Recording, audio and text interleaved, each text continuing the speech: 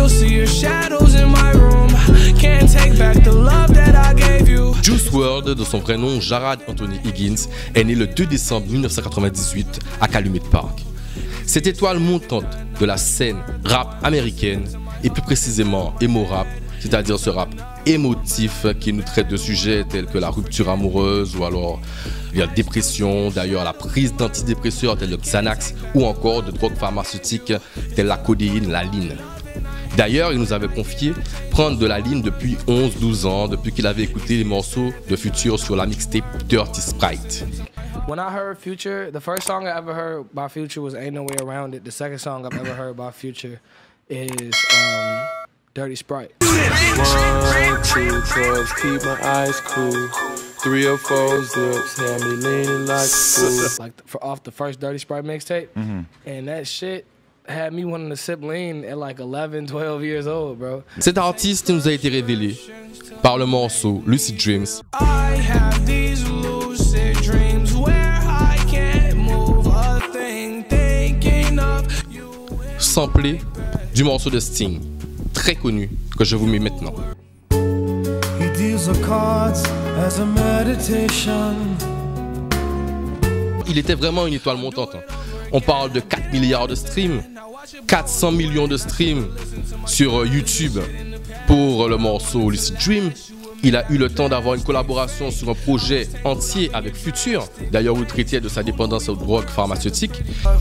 Spin a check, oh, money, love. Designer clothes, designer hoes, designer drugs. Exotic hoes, exotic clothes, exotic drugs. All hundreds in my bank ain't from the. Cet artiste est décédé le 8 décembre 2019, soit quelques jours après ses 21 ans. Suite à quoi, les réseaux sociaux se sont emparés du sujet. Beaucoup de réactions, notamment Trippie Redd qui a dit qu'il arrêtait toute drogue pharmaceutique, il allait se concentrer uniquement sur la weed et rien de plus. Oh, emo. The whole emo music artist. No drugs. D'ailleurs, sur la toile, de nombreuses théories émergent déjà. Bonjour et bienvenue sur Live La TV. Live La TV, la télé des porteurs de gamme, la chaîne afro-caraïbéenne. C'est Stay Ambers à votre service, chapeau posé cette fois, car je suis en mode et Arnold et car le chapeau est trop petit. Et vous avez vu, j'ai un micro dans la main, alors je vais tester le son, on va voir, vous allez me dire ce que ça donne. En tout cas, moi je sais que ça me gêne un peu pour mes mouvements. Nous allons donc traiter de 4 théories autour du décès de Juice WRLD. 4 théories dont certaines sont plus plausibles, car confirmées par des sources médiatiques ou alors proches de sources policières, entre guillemets, parce que je ne les ai pas, donc je ne peux pas dire ça.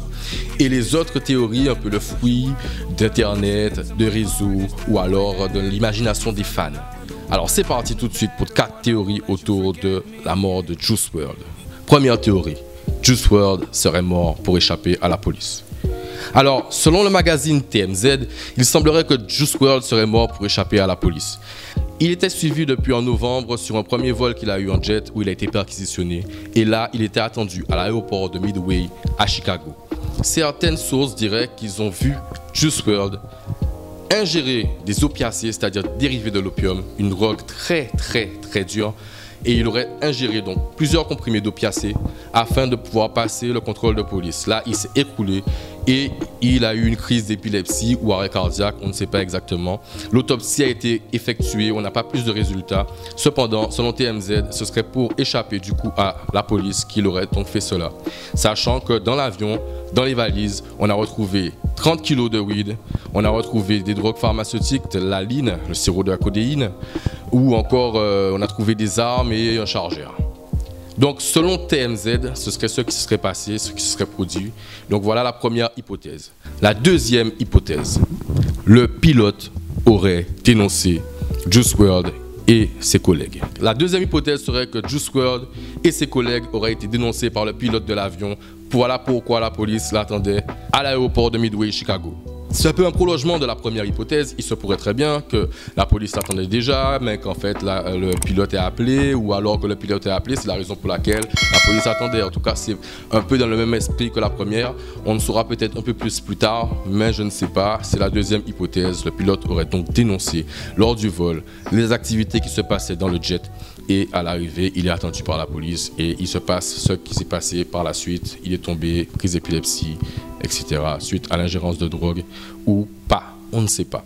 Âgé de 21 ans quand même, c'est un peu, ça soulève beaucoup de questions, et c'est pourquoi il y a la troisième théorie.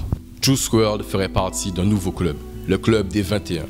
Alors on connaît déjà le club des 27 avec Amy Winehouse, Kurt Cobain notamment, c'est-à-dire des artistes qui sont partis à 27 ans en pleine ascension. Et selon Internet, selon les réseaux, il y aurait un nouveau club, c'est-à-dire le club des 21, dont Juice WRLD ferait partie. Alors, sur quoi il s'appuie pour pouvoir dire ça? Dans un morceau intitulé Legend, Juice WRLD nous disait « Pourquoi tu nous parles du club des 27? Nous, on va passer les 21. » Il disait à peu près ça.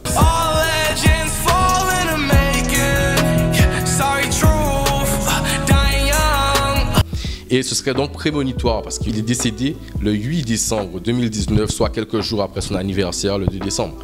Donc, il a fêté ses 21, il est décédé quelques jours après. Ce serait, selon Internet, suffisant pour dire qu'il ferait partie du club des 21. Qu'en penses-toi, toi? Tu mets en commentaire, on en débat, on en parle. C'est parti. Quatrième hypothèse autour du décès de Juice WRLD. Juice WRLD aurait été tué par les Illuminati. Tout le monde connaît, je pense, les théories sur les Illuminati. Enfin, si tu es sur YouTube actuellement et que tu regardes ma vidéo, d'ailleurs, abonne-toi, clique sur la cloche bleue pour avoir des notifications et les dernières vidéos qui vont sortir. Si tu es sur la vidéo actuellement sur YouTube, c'est que tu connais, je pense, que tu as déjà dû tomber sur des vidéos sur les Illuminati. Donc tu connais à peu près les théories autour de ce sujet. Juice WRLD avait publié une vidéo d'un rite un peu bizarre. On voyait, c'était sombre et tout. Il avait dit qu'il avait donc signé, il avait vendu son âme aux Illuminati. Suite à quoi, il y a eu une émulsion sur les réseaux sociaux, mais il s'est rétracté et a dit que ce n'est pas vrai.